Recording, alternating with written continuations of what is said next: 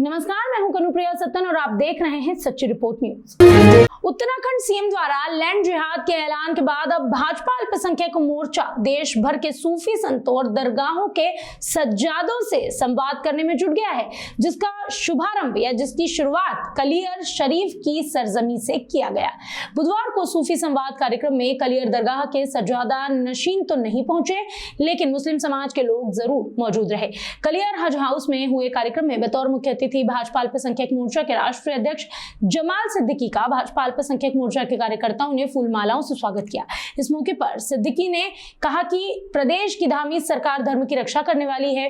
किसी धर्म को नुकसान पहुंचाना सरकार की मंशा नहीं, सरकार सभी धर्मों की रक्षा करती है। उन्होंने कहा कि सरकार का उद्देश्य किसी दरगाह या मजार को ध्वस्त करने का नहीं, बल्कि जिन भू माफियाओं ने अपने स्वार्थों के लिए जगह जगह मजार बना लिए हैं या मजार की आड़ में बेशकीमती भूमि को कब्जा करना चाहते हैं, उन पर इस्लाम और सूफिज्म को बदनाम करने में भी लगे हुए हैं। ऐसे लोगों को किसी भी कीमत पर नहीं छोड़ा जाएगा, उनके खिलाफ सख्त कार्यवाही होनी चाहिए। संवाद कार्यक्रम में बड़ी बेबाकी के साथ सिद्दीकी ने आगे कहा कि देश के प्रधानमंत्री मोदी ने सूफी संतों की समस्याओं को प्रमुखता से हल किया है, उसका समाधान किया है।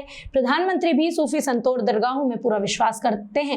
एक सवाल के जवाब में उन्होंने विपक्षी पार्टी पर जमकर हमला बोलते हुए कहा कि दूसरी राजनीतिक पार्टियों ने उत्तराखंड में भू माफियाओं को बढ़ावा दिया, जिसके परिणाम बेहद गलत हुए हैं। उसी को रोकने के लिए मुख्यमंत्री पुष्कर सिंह धामी और वक्फ बोर्ड चेयरमैन शादाब शम्स बेहद गंभीर हैं और बेहतर कार्य कर रहे हैं। उत्तराखंड वक्फ बोर्ड के चेयरमैन शादाब शम्स ने कहा कि प्रशासन द्वारा वक्फ बोर्ड दर्ज किसी भी संपत्ति या मजार को अगर नुकसान पहुंचाया तो ऐसे अधिकारियों के खिलाफ सख्त कार्रवाई की जाएगी। इस मौके पर उत्तराखंड हज कमेटी के चेयरमैन खतीब अहमद, पूर्व चेयरमैन मौलाना जाहिद रजा रिजवी, भाजपा अल्पसंख्यक मोर्चा के प्रदेश अध्यक्ष इंतजार हुसैन, गुलफाम शेख, अजहर प्रधान, Behroz Alam, Haji Mustaqeem, Shamshad Ali, doctor Tahir Hasan, doctor Aslam, doctor Iqbal Gauri, Mufti Salim, Maulana Arshad Qasmi आदि बड़ी संख्या में समाजजन मौजूद रहे।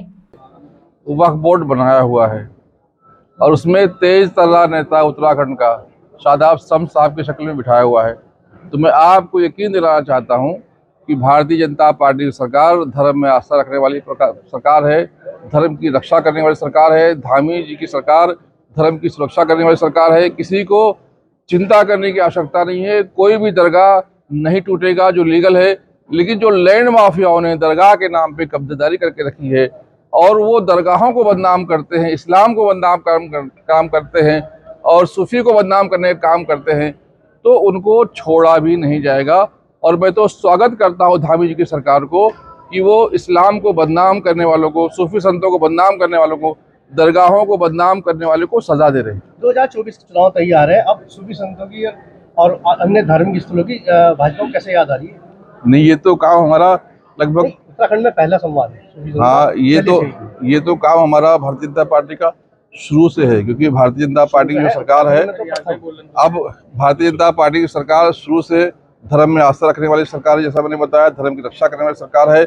लोग सूफी संतों से दुआएं तो लेते हैं, लेकिन उनकी फिक्र नहीं करते। प्रधानमंत्री जी हमेशा सूफी संतों की फिक्र करते हैं। प्रधानमंत्री जी श्री नरेंद्र मोदी जी का आदेश है कि देश में जितने भी सूफी संत हैं, जितने भी महात्मा हैं, जितने भी दरगाह हैं, ईदगाह हैं, मस्जिद कमेटियाँ के लोग हैं, जो चर्च कमेटी के लोग हैं, जो हमारे गुरुद्वारे कमेटी के लोग हैं, उनके साथ बैठा जाए, उनके साथ संवाद किया जाए, क्योंकि देश को मजबूत करना है।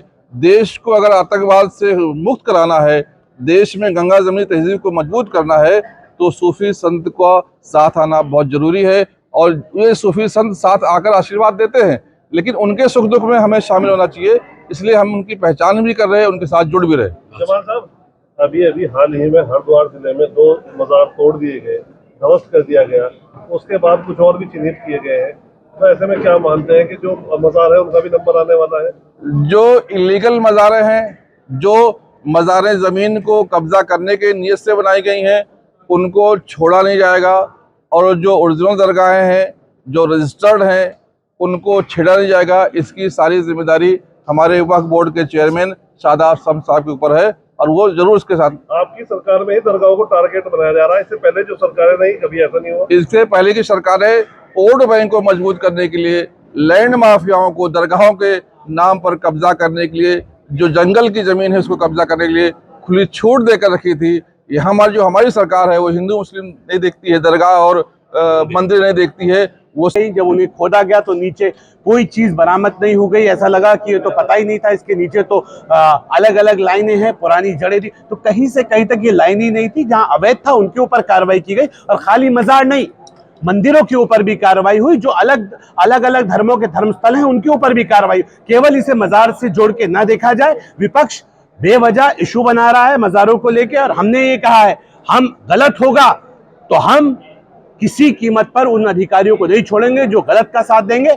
जो सही है उसका साथ दिया जाएगा, और इसलिए मेरे युवा मुख्यमंत्री पहले स्पष्ट कर चुके हैं, जो सही है उसे छेड़ेंगे नहीं, जो गलत है उसे छोड़ेंगे नहीं। और इसलिए सही मजार जो वक्फ बोर्ड में दर्ज हैं, जो पुरानी मजारें हैं, जो पुरानी दरगाहें, उन्हें कोई छेड़ने वाला नहीं है, किसी कीमत पे उन्हें छेड़ा नहीं जाएगा। मैं आपको बिल्कुल स्पष्ट कर चुका हूं और कई बार कह चुका हूं, मेरी अधिकारियों से भी बात हो गई है, किसी कीमत पर भी दरगाहों को या वक्फ बोर्ड की संपत्तियों को नुकसान नहीं पहुंचाएंगे। कहीं ना कहीं जो सज्जादे हैं, जो दरगाहें हैं, सबके मालिक जो है बहुत घबराए हुए हैं, डरे हुए हैं, सहमे हुए हैं। जो सरकार का फैसला है, मुख्यमंत्री ने जो कहा है कि दरगाह टारगेट है और मदद किया जाएगा, तो कहीं ना कहीं कंफ्यूजन पैदा हो रहा है। बिल्कुल गलत। अगर कोई ये कह रहा है कि मुख्यमंत्री ने कहा है दरगाह टारगेट है, तो मुख्यमंत्री ने कभी नहीं कहा। हमने कहा है जो अवैध अतिक्रमण है, अवैध में जो भी है, अब अवैध में, अब अगर आप अवैध बोल रहे हैं तो अवैध का मतलब क्या होता है? जो वैध नहीं है, जो इलीगल तरीके से इंक्रोचमेंट करके बनाई गई वो कोई भी धर्मस्थल हो, सबके ऊपर कार्रवाई हो रही है। केवल और केवल ये मजारों के लिए ही हो रहा है, ऐसा क्यों गलतफहमी का विपक्ष माहौल प्रचार कर रहा है? और मैं बिल्कुल स्पष्ट कर दूं, वक्फ बोर्ड अपनी एक एक जमीन की, एक एक दरगाह की पैरवी करने में सक्षम है, उसकी हिफाजत करने में सक्षम है। जो वक्फ बोर्ड के साथ छेड़छाड़ करेगा वो गंभीर परिणाम भुगतने के लिए तैयार है।